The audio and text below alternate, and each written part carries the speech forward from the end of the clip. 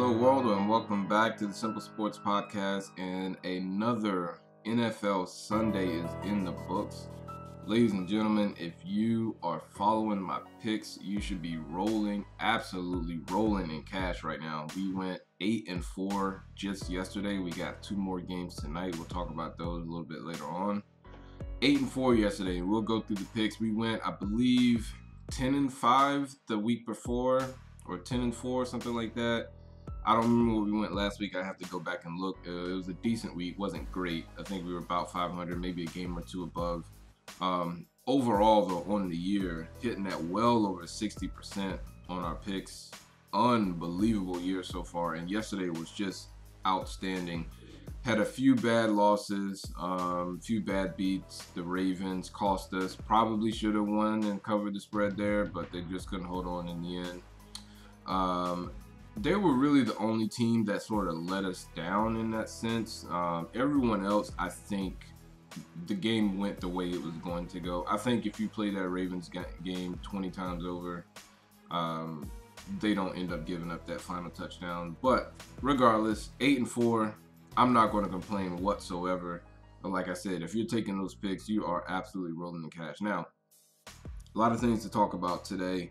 The world is going crazy with the Bucks and Packers. Aaron Rodgers had a awful night, or awful afternoon yesterday, I should say, against the Bucks. Didn't look good, celebrating early, rubbing it in, and then he proceeded to get trampled by the Bucks defense. And Ndamukong Suh was just tossing him around like a rag doll. I was there for every minute of it because I just hate the Packers with all my soul. So I was loving it. And of course, we took the Bucks in to cover the spread. I actually said that they would win outright in convincing fashion, which they did. But I'm not going to rub it in too much because I also said that the Browns would beat the Steelers. And boy, oh boy, was I wrong about that. So let's talk about it. Browns versus Steelers. What did we see? A couple of things to note here. First and foremost, the Steelers' front seven is hellacious. It is absolutely insane. Now, they did lose Devin Bush. I don't know if there's been an official ruling on what exactly happened, but I'm pretty sure he's out for the season. That sucks. They just lost Ryan Shazier a few years ago, and there was a similar effect then. I don't remember if they had the number 1 defense, but they had an excellent defense with Ryan Shazier, and I think this is going to do something similar. I don't know if it's going to derail them like it did back then, but they're not going to be the same without Devin Bush. Nevertheless, I still think they're certainly a top 3 defense. I think after what the Bucks did yesterday, I think they clearly hold the number 1 title, especially with the loss of Devin Bush. But make no mistake about it, that defense is legit, and they were all over Baker Mayfield. 4 sacks, did not play well at all, and that was largely due to what the Steelers defense did to the Browns yesterday. Not pretty. Couldn't run the football, couldn't throw the football. Baker made a few just dumb throws. The pick that he threw, I think it was a pick 6. I know he threw the pick 6 to Minkah Fitzpatrick. I'm not sure who caught the other one. Both were awful decisions. He had the double slant route. You got to read it right. He didn't. That's one of the easiest. I mean, that's a high school play. That's like one of the easiest plays. Now, listen, if he's being coached to do a certain thing, obviously I'm not privy to that. But based on the look, based on the play that they ran, based on the concepts that I know and I'm familiar with, not a good decision. And as you can see, it resulted in the house call by the Pittsburgh defense. And then the second pick he threw, actually, to be honest, I don't remember in what order they came in. But regardless, the second pick, it was just a bad decision. I mean, okay, so you take an L at the line of scrimmage, you're scrambling, and you just heave it up to really no one, really just to Pittsburgh, and they come down with it. It's just that simple. It's a bad decision. Throw it out of bounds, throw it into the dirt if you have to, but just tossing it up for grabs like that is just not good football, and he was benched, and rightfully so. Now, Stefanski has come out and said that he will get the start next week, so no concern in his starting job being lost, at least in the immediate future. But it is on the table. And we said this coming into the year. One of the things that we had to pay attention to was the Browns and their quarterback situation with Baker, because this regime didn't bring Baker in. Now, it's not all his fault. He's on his fourth head coach. Second, is he on his second GM? I think they have their second GM. I'm not totally sure about that. But regardless, he's dealt with a lot of turnover himself. And this team is not beholden to him. This regime is not beholden to him. This head coach is not beholden to him. And the way he's been playing so far this year, it hadn't gotten them in a lot of trouble. They were 4-1. The only game that they were not even in was obviously against the Ravens. Other than that, they won all their games pretty convincingly. A little scary moments, but for the most part, you knew they were in clear control of the game. They got manhandled yesterday by the Steelers. Baker did not look good, did not play well at all. Couldn't run the ball, couldn't throw the ball, and they couldn't stop the Steelers either.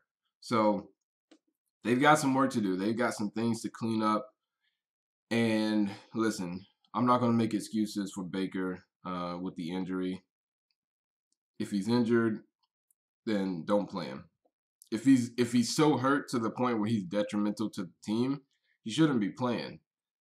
That's just, that's fundamentals of any sport. I mean, if you got a guy that's hurt that can play through it and be productive, that's one thing. But if you're going to be hurt and you're going to cost your team with your injury and your play as a result, you shouldn't be playing. And so, to me, regardless of whether or not he was hurt and how badly he's hurt, he's got to play better, a lot better, like significantly better. He has a similar problem, I think, to Lamar Jackson, in that they bail from the pocket pretty early, and often they try to bounce it outside.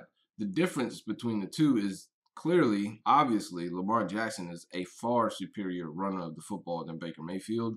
So Baker tends to get in a lot more trouble than Lamar Jackson does. Lamar Jackson, he can bounce it to the outside and hit his head on the goalpost.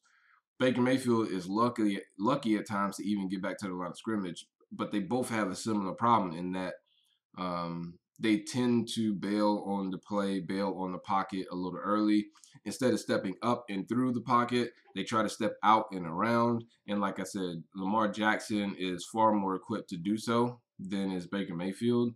And I think you really are seeing the results of it. So Browns got some work to do, big time. I'm not, all hell is breaking loose and the world is crashing now that the Browns have lost and got beat in convincing fashion.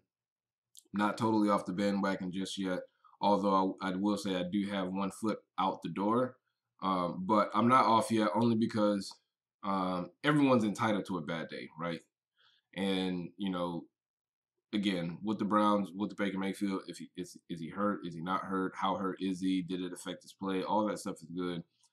If we're going to give Aaron Rodgers a pass for yesterday and the way he played, if we're going to give, Josh Allen a pass for the way he played, then I got to give Baker a slight pass for the way he played. Although, again, I said it going into the game. I'll say it again afterwards. He's got to play much, much better. Now, a few other games took place yesterday. Texans versus Titans. This game, listen, maybe it's just me because this is the team that I truly love in the Titans. Well, I don't know what it's like to be a fan of another team, but man, it is stressful on the heart to watch the Titans play because yesterday they got off to a hot start. I believe it was 21-7, maybe 21-10 at some point. And I thought they were going to just put the game away on ice. And next thing I know, I look up and the Texans are leading. Ryan Tannehill throws a pick on an awful decision. Listen, the play is wide open, but the problem is he has 60% of the field for Khalif Raymond to work with. There is no one on the backside of that post. And instead of throwing it out into the open field, he tries to throw up the field, leads him up the rail or up the hash. And it's just overshot by far, far too much. And it drops right into the DB's hands. It's just a bad throw, a bad decision. Put it out into the field. Let Raymond, who is really, really fast. He had the guy beat. He had to step on him. But the ball was he had to step on him out to the field. The DB was on top. But if he throws that ball out to the field, there's no chance he's going to get there. Raymond, at the very minimum, runs up under it. And best case scenario is either beating the guy or has a chance in the open field to make a miss and potentially score. Instead, the Texans, after just scoring, come down and get another touchdown. And then the 2-point conversion. So Rich Gannon was having a meltdown during the broadcast, rightfully so, but he kind of went overboard in his commentary. Listen, it was a mistake to go for 2.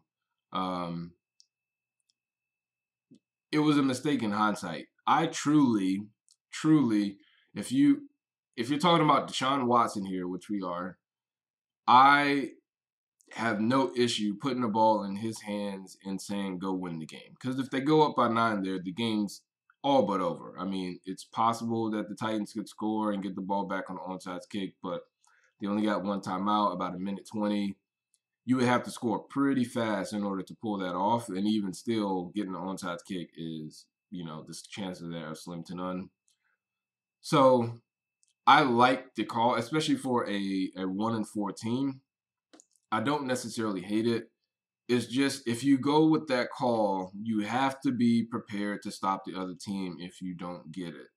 And they didn't get it, and they couldn't stop Titans all day long. Derrick Henry had a monster performance. Ryan Tannehill had an excellent, all but that one interception that he threw. I thought he played as close to a perfect game as you could expect from a quarterback. The interception was just a bad decision, bad throw. And as a result, they ended up going down. Now, they come down. Ryan Tannehill drives them right down the field. And, we get to the final touchdown to take him into overtime, the one to A.J. Brown, the controversial call. Here's the way I look at it. If they make the call incomplete on the field, it probably stays incomplete. If they make it a touchdown, which they did, it stays a touchdown. Just there really was truly not a clear angle to show that he stepped out of bounds. If you play it in real time from the sideline view, it looks like he steps out of bounds, but it's so close when you slow it down that it's really truly hard to say did his knee graze inside, because his knee is very much on the line. Obviously, you can see the divot in the grass, but you have to wonder, did his knee initially, as close as it may be, touchdown in bounds? The second piece of that is, which is part of the rules, and I actually didn't know this, but if, say, your knee and foot hit down at the same time, it's considered in. So if your knee is full on out of bounds, but your foot hits at the same time, they consider that all in. It's all super confusing. The bottom line is, I think if they call that an incomplete pass on the field, I think it stays an incomplete pass. If they call it a touchdown, as they did, I think it stays a touchdown, only because there just wasn't enough to overturn it, really, either way. So I get it for those that are upset. I also get it for those that are not upset. I'm not upset, obviously, because I'm a Titans fan. But if they hadn't have, if they had called it incomplete, I probably would have been upset in the moment. But once things settle down and you go back and you truly look at what transpired, I really don't have a problem with it, and I don't think I would have had a problem with it ultimately if they had not called it a touchdown. So Texans fall to 1-5. I was hoping for the Bengals to actually pull off the upset against the Colts, sitting at 4-2. We still have a sizable grip on the division, still have the Colts to play twice, and we get the Texans and the Jaguars once more each. So I'm liking where they're sitting, 5-0 for the first time since 2008. Looking pretty good. And then finally yesterday, the Bucks and the Packers. So I talked about this in the last episode. And I made the prediction that the Bucks would win this game pretty handily, and they did. And it was really about the defense. Tom Brady did exactly what he needed to do, no more, no less, and he did it flawlessly. So you got to give him credit for that. Didn't have an eye-popping stat line, but he made the throws and the plays that he needed to make. We saw the reemergence of the what felt like zombie in Rob Gronkowski. He came back to life just in time with O.J. Howard out for the season. Not a lot of Mike Evans yesterday. I think he was more of a decoy and just kind of lifted coverage off of everyone else. But again, they didn't really need any of it because they had such a big lead. The pick six by Rodgers, the near pick six on the very next possession, which, I mean, it may as well have been a pick six because they scored pretty easily. Rojo toting the ball, over 100 yards, I think, for the third or maybe fourth straight game this year. They look scary, and I've said it from the beginning. I think they're the best team in the NFC. People were freaking out because they lost to the Saints and they lost to the Bears. Guys, you have to stop evaluating and gambling and making picks and fantasy drafts and daily.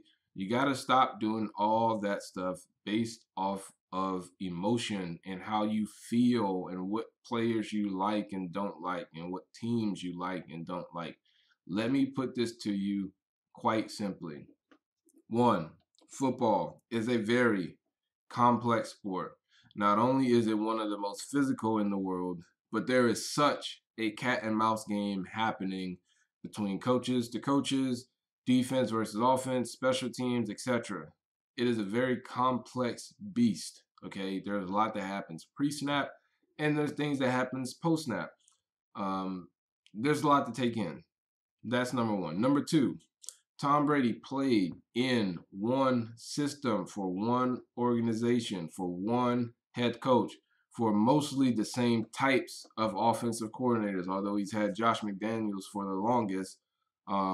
You had Bill O'Brien and others who are similar in their approach. And so you can call it one offensive coordinator, so to speak. The bottom line is he played in one system, and not for a short amount of time, but for 20 years. Now he leaves that system, goes to an undisciplined team that led the league in penalties last year, that was leading the league in penalties this year before they had a zero penalty day. Go figure. So an undisciplined team, an aggressive coach in Bruce Arians in terms of play calling and going for the throat and scoring points versus a Bill Belichick who is more methodical, efficient, isn't trying to necessarily blow teams out, but is instead trying to navigate the best and most efficient path to a victory. So two different philosophies, two different systems, and most importantly, the personnel. Okay. No weapons. We saw Cam Newton struggle yesterday trying to score points with Julian Edelman and Damiere Byrd and the likes. And it just isn't enough. And most people didn't want to give credit, so to speak, to the lack of weapons that Brady had. They instead wanted to say Tom Brady's old and washed. He's old. He's not washed. And it's important to have good players, guys. You know, we saw it with the Lakers and the Heat in the finals. Like, yeah, the Heat can be as tough and gritty and as much of a dog as you want to make them. Yet at the end of the day, they didn't have Anthony Davis and LeBron James. I love Jimmy Butler. I actually thought that that's who the Lakers should have signed instead of trying to get Kawhi Leonard. Now, that's a whole nother discussion for a whole nother day. My point is, Tom Brady is in a new system with totally new personnel, totally new staff, and get this, no offseason, or at least not a traditional offseason, right? So your ability to soak up the system and learn the different terminologies and also build the physical chemistry that you need with his weapons, the offensive line, evaluating those guys, etc. Like, he didn't have any of that.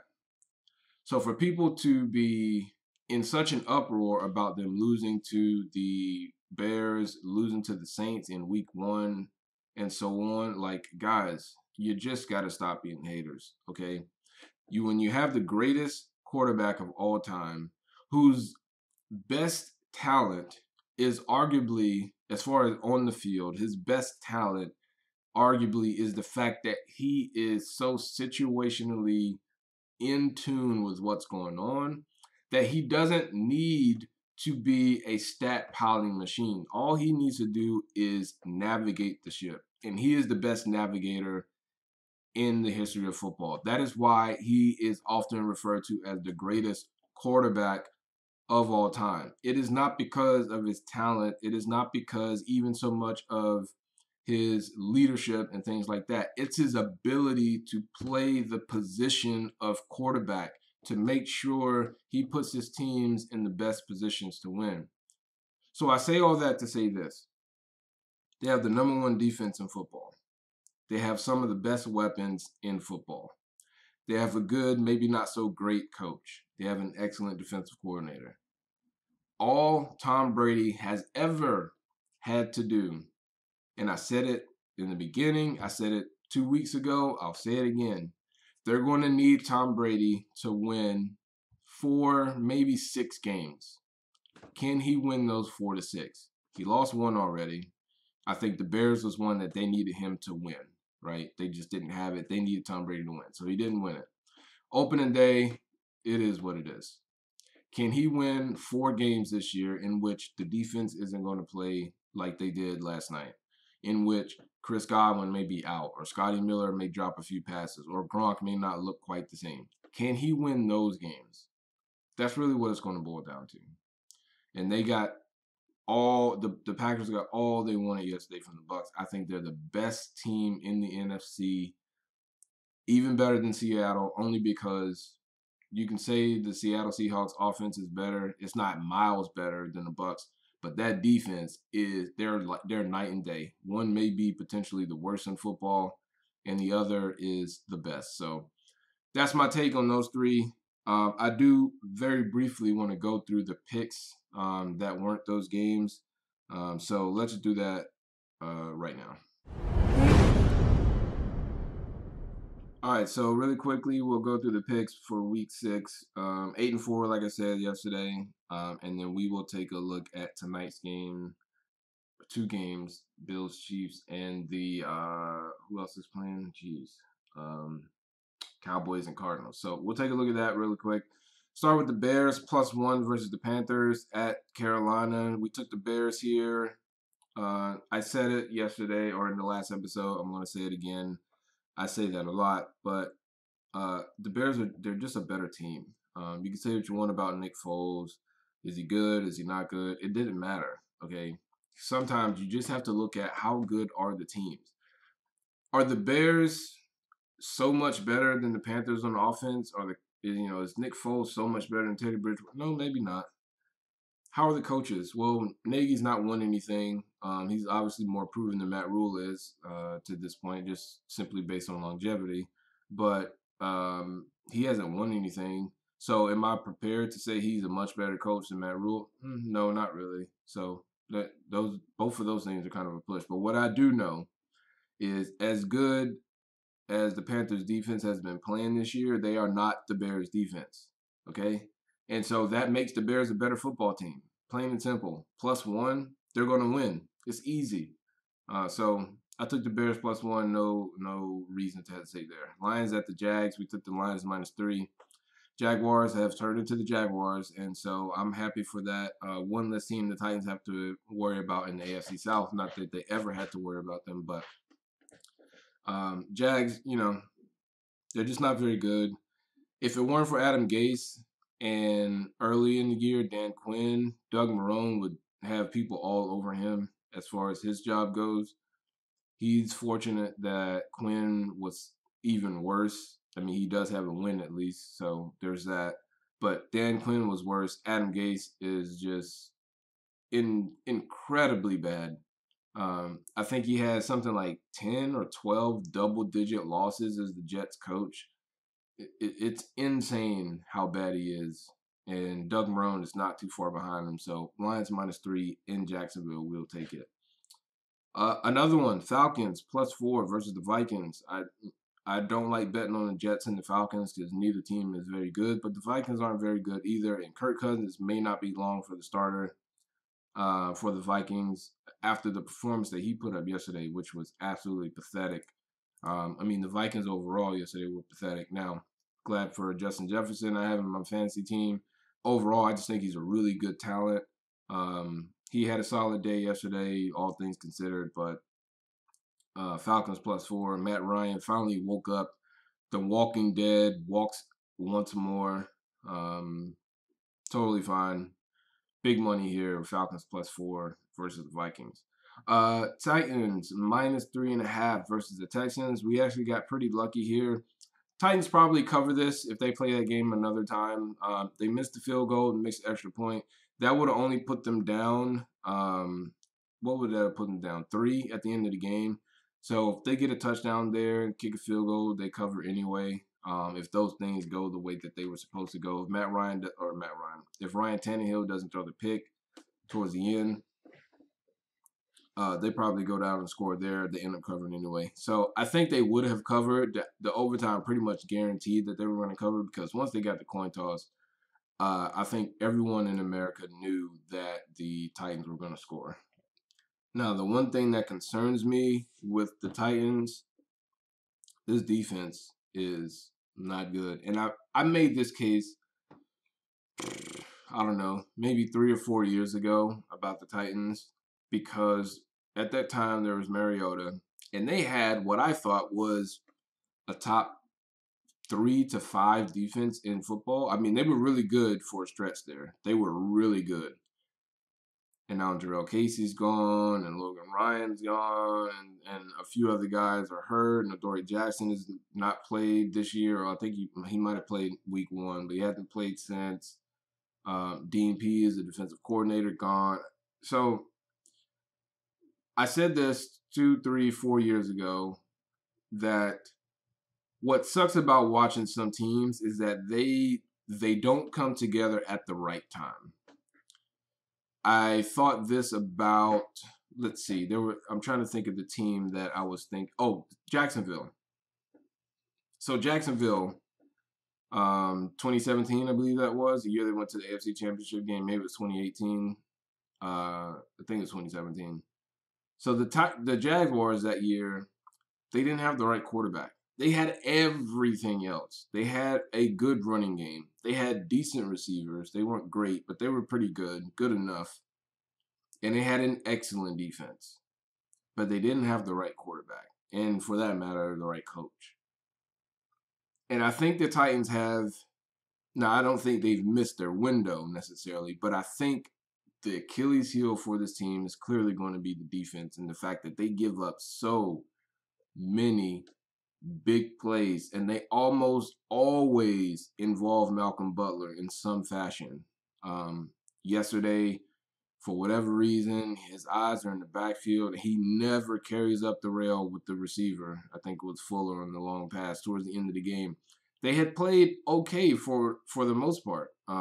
They had allowed a few points, couldn't get off the field on 3rd down in some cases, but all in all had played an okay game defensively. But they couldn't get off the field. And then Malcolm Butler does the unthinkable, or really the thinkable when you think about his tenure with the Titans, giving up big plays. But there were guys running scot-free for the Texans all day long. And what I hope doesn't happen is now that the offense has finally caught up, Derrick Henry is going out of his mind. Ryan Tannehill is playing out of his mind. A.J. Brown, Humphreys, Ferkser, Jonnu Smith. They'll get Corey Davis back at some point. The offense has finally caught up. It's one of the most explosive offenses in the league. And now defensively, they can't stop a nosebleed. And so when I'm looking at teams like the Ravens and the Chiefs and, those teams can score a lot of points as well, but they have significantly better defenses than do the Titans, and the Chiefs and the Ravens. And so Steelers have potentially the best defense in football. Their offense isn't the best, but it's top 12, top 10, maybe. I have to kind of look through that. The Titans defense is bad. It's bad. Their run defense is okay. They didn't let David Johnson do too much, although he really hasn't done too much all year. But their pass defense, it needs some work. Now, who knows if and when they'll get Adoree Jackson back. Who knows if they go out and make a few moves, which I would love for them to go out and try to get a corner or another pass rusher at least. Clowney has been, I don't want to say a disappointment, but not all that he's cracked up to be. The pressures are great. you got to get a sack at some point. Now, Deshaun Watson's obviously hard to get to the ground. He had some pressures on him yesterday. I think he had a half sack, him and Landry or him and Simmons shared one. They either got to get a cover corner or they got to get a pass rusher, um, probably interior. But, I mean, I like Harold Landry. I like Jeffrey Simmons. And I like Daquan Jones. I like Clowney. I like the whole defensive line, but they're not getting pressure. Maybe it's because of the coverage. They need an extra second in coverage to hold up. Because, like I said, guys are running open all over the place. But we'll take the cover, -3.5. I just needed to vent about the Titans defense. Giants, -3 versus Washington. There's not a whole lot to say here. I mean, neither team is really that good. In fact, neither team is very good at all. The Giants defense better than I think most anticipated. Washington defense pretty good. -3 for the Giants. It just wasn't a very good game. Browns and Steelers we talked about. Did not get the win here on the pick. We took the Browns. Bad move. Ravens -9.5 versus the Eagles. I said it before. I'll keep saying it. I know it's not the most popular thing to say, but Lamar Jackson concerns me, man. He's not getting better throwing the football. He's just not. He's still bailing from the pocket a little early. Eyes still down the field. He missed one throw yesterday. Now, it didn't look like it was tipped. Maybe the ball just slipped out of his hands, which happens occasionally. No harm, no foul there. That's just one of those things. Sometimes it's just terrible luck. But he does not look like he's improving in the pass game. Now, he can run the ball like no one's business. But when you're playing the Eagles, there's not a whole lot to be gained there. You're playing a team like I'm very anxious to see them play Pittsburgh. I cannot wait for that matchup. But -9.5 versus the Eagles. Did not get the cover here. Wentz struggled early, rebounded late, but it was just far too late. We saw a lot of Jalen Hurts yesterday.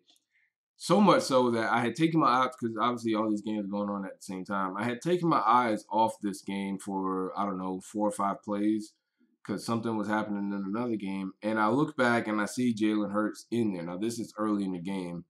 And to that point, Wentz was not playing well. And Hurts was in for so long that I wasn't sure if Wentz had actually gotten benched or not, or if he was just out, maybe he was banged up, or, whatever the case. He looked good. I mean, he can run it. They didn't throw it, no. So who's to say really what he looks like? But for what we saw, I liked. Very shifty, which, that's one of his traits that we knew about. Didn't get to see him throw the football, and that's fine. But my point is, I just thought Wentz was hurt, or maybe they thought he was playing so bad that they benched him. Because, like I said, I looked away for a minute, came back, and Hurts had ran, 3 or 4 plays. We've seen him come in before, but he's, like they did with Lamar Jackson his first year. He's in a play, maybe 2 plays, and he's out, and that's just the way it went. Hurts was in, I think, for a full drive, or at least most of a drive. So we'll see how that's going to be interesting to look at going forward. But as far as the picks go, we took Ravens -9.5, no cover there. One of my favorite bets. They've been one of my favorite teams all year, especially against the spread. I believe they are 5-1, no 4-1, because 5-1, yeah, because they played every week.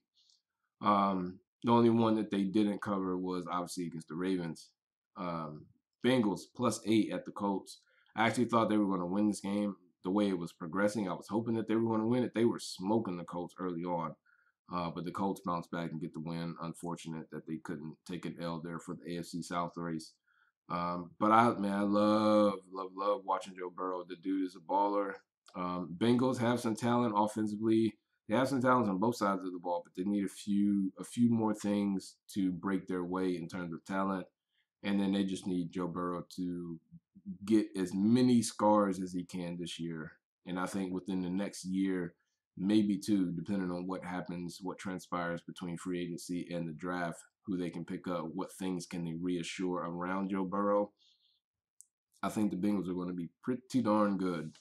Bucks +1 versus the Packers. We spent a lot of time talking about this at the top.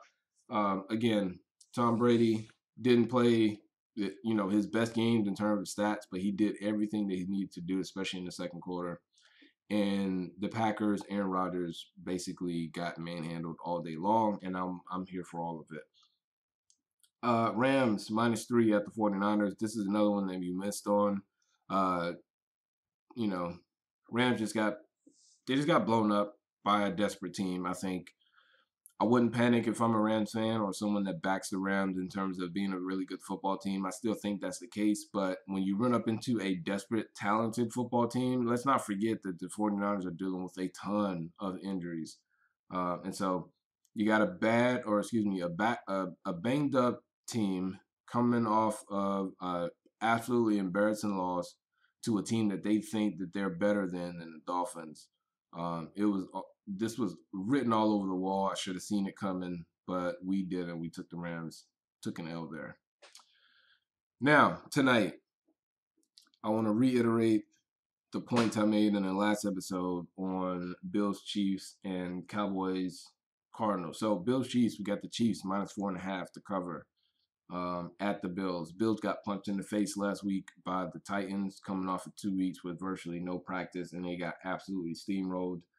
Now they get to face Patrick Mahomes after they also got punched right in the face last week.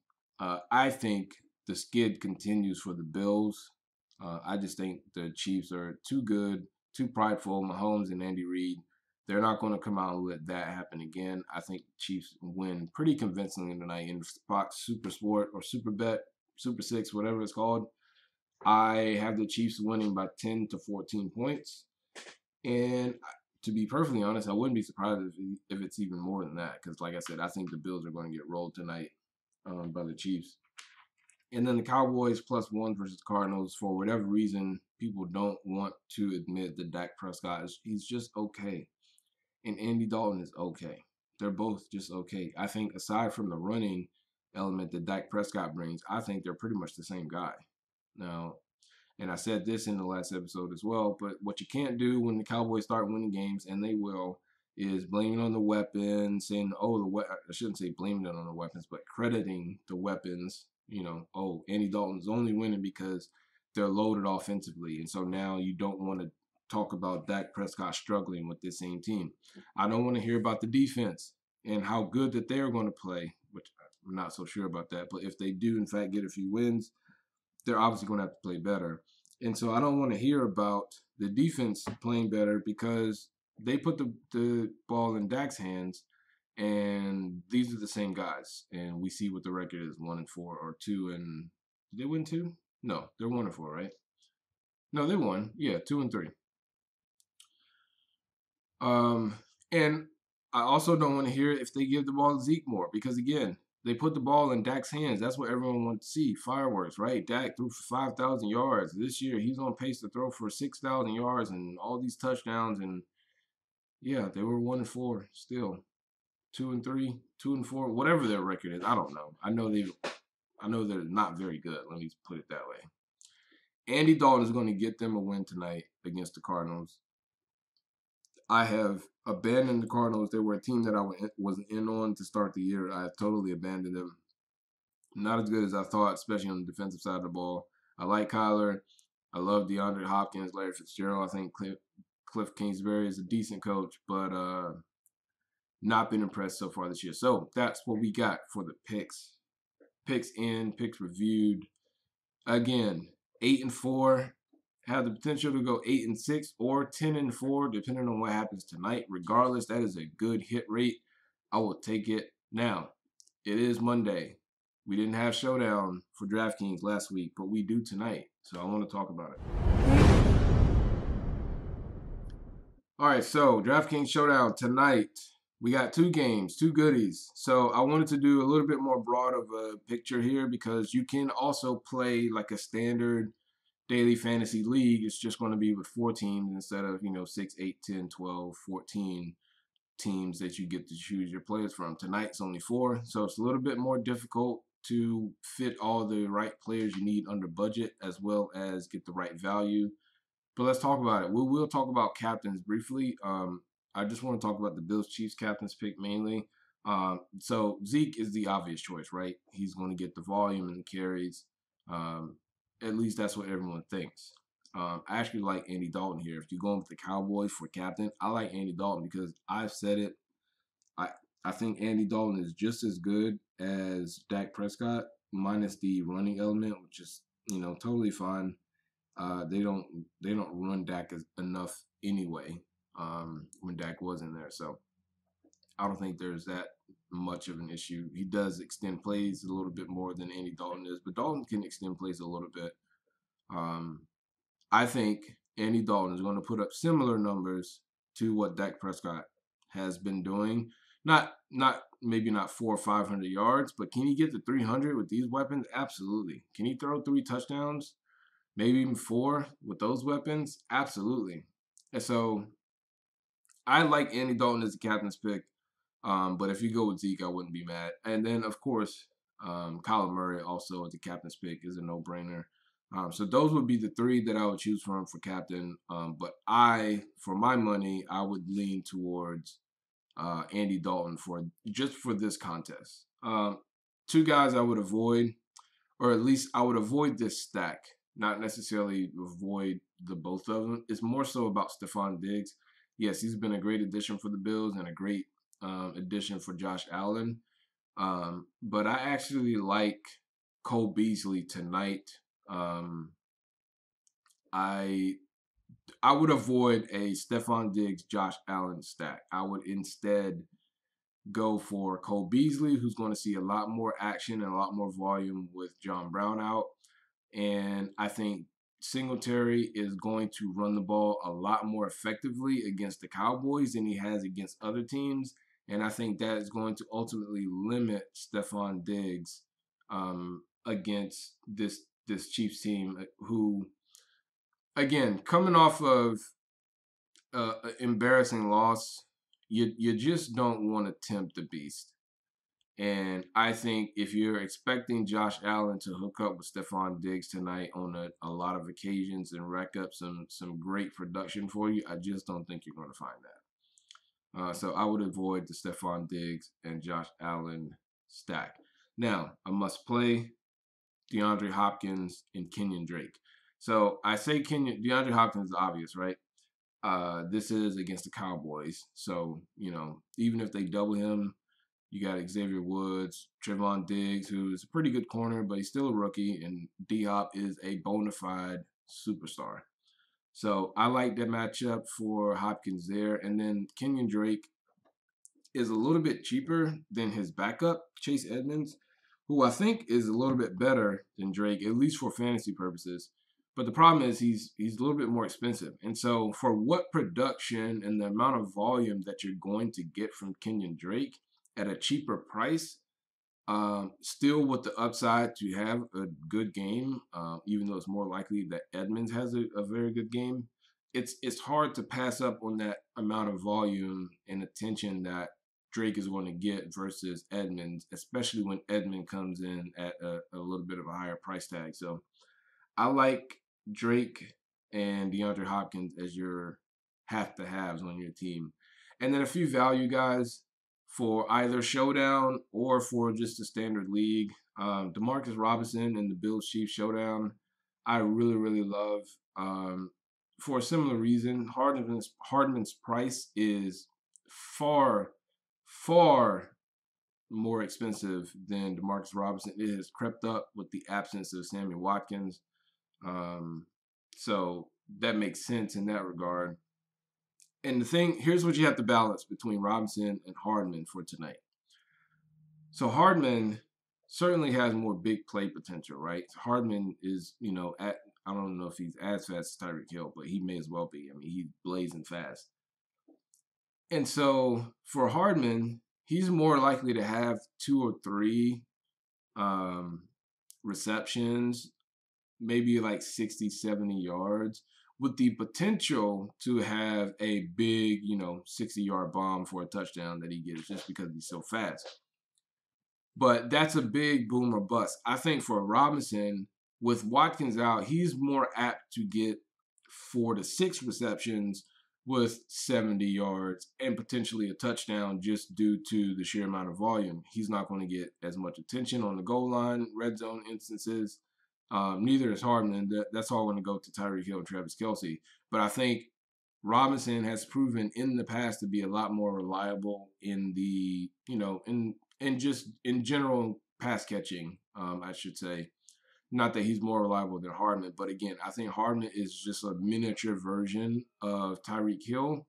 And Tyreek Hill he's not a possession receiver. He can get open, get to the sticks, et cetera, but he's your big play guy.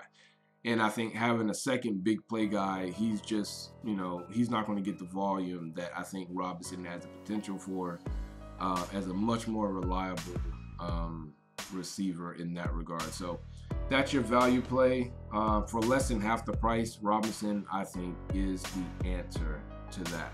And that's it for the Draftkings for tonight. Go out and make some money. Make some money. Should have made some money yesterday if you were listening to the podcast and you moved our picks. Again, we went 8-4. We are killing it this year, hitting it over 60%.